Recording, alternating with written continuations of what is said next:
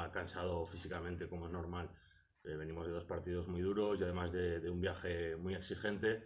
Entonces, bueno, intentando cuadrar a nivel de cargas físicas un poco lo que es la semana para aprovechar al máximo los pocos entrenamientos que tenemos con estas navidades y estos días festivos y para prevenir sobre todo algún tema de lesión por sobrecarga para intentar llegar a competir lo mejor posible el partido del próximo día. Sí, Valencia es uno de los grandes y de los favoritos en la categoría. Además, yo creo que viene a un nivel defensivo muy bueno en los últimos partidos, donde ha sido capaz de dejar a Gran Canaria en 48 puntos y a Guernica en 54, dos equipos que se caracterizan normalmente por meter puntos.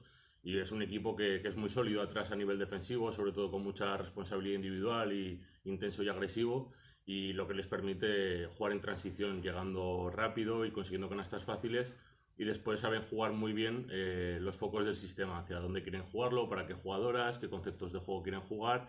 Entonces, bueno, va a ser un partido muy duro en el que tenemos que intentar estar muy bien atrás, ¿vale? Para intentar evitar esos puntos de que ellos quieren dirigir el partido y intentar buscar esas ventajas, crear ventajas para intentar atacar bien.